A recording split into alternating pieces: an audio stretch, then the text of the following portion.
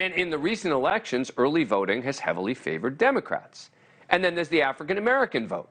In November's general election, Raphael Warnock won 90% of the African-American vote in Georgia. According to Secretary of State Raffensperger's website data, of those 1.8 million early votes, almost 600,000 have been from the African-American community, making up just under 32% of total early votes. This does not bode well for Walker either. According to the director of organizing for New Georgia Project Action Fund, quote, when we get black voter turnout in any election statewide that's between 31 and 33%, that's usually good for Democrats. If it's between 27 and 30, that's usually good for Republicans.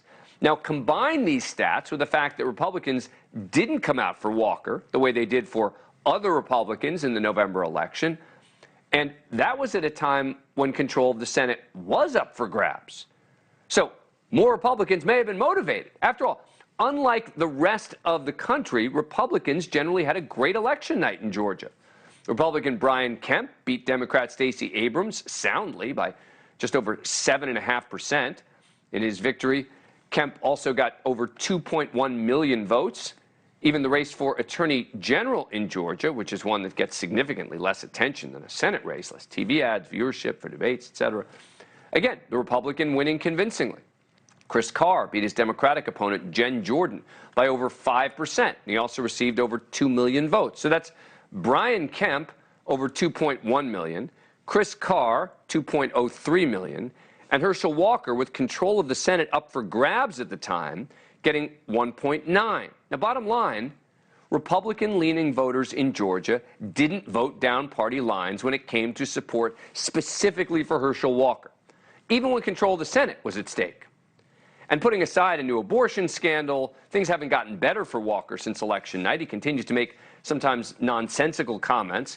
For example, in an interview with Politico over the weekend, Walker seemed confused as to which chamber of Congress he was running for. He also seemed to think control for the Senate was still up for grabs. When asked if his supporters would still come out and vote for him Tuesday, saying they're not less motivated because they know right now that the House will be even, so they don't want to understand what is happening right now. And Raphael Warnock has seized on what many consider the weaker points of Walker's campaign. You actually have to know stuff to do this job. Herschel Walker is not ready. This is a man who lies about the most basic facts of his life. We all saw it with our own eyes. He wears his lies quite literally as a badge of honor. Now, I don't know if that sort of campaign stuff is actually going to help Warnock or not. I'm more focused on the numbers.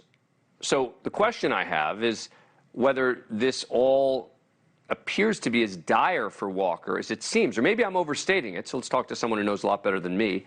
Joining us again is Andra Gillespie, Associate Professor of Political Science at Emory University. She specializes in African-American politics and participation and is continuing to closely track all of the numbers.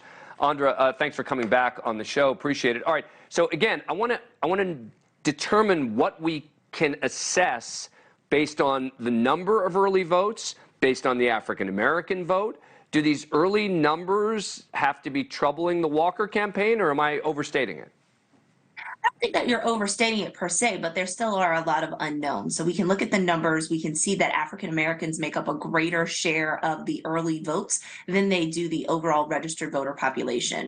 So blacks make up about 29.4% of registered voters. So when you're coming in at close to 32% of the electorate, and you assume that 90% or more of that vote is going to go to Raphael Warnock, Warnock probably is feeling really good about those numbers. The caveat is turnout has to be robust tomorrow. You don't want black turnout to crater, because otherwise that portion of the electorate is going to shrink as a sort of overall proportion of the electorate. So they still have strong turnout tomorrow.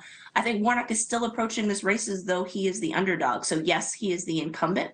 Yes, he is running against a weak incumbent, but Democrats are still at a numerical disadvantage. And so they are going to try to run as flawless of a voter mobilization operation as they can on Tuesday, as they have been trying to do over the early voting period. And Thank you for watching. Go to newsnationnow.com to find NewsNation on your cable provider. And don't forget to click the red subscribe button below to get more of NewsNation's fact-driven, unbiased coverage.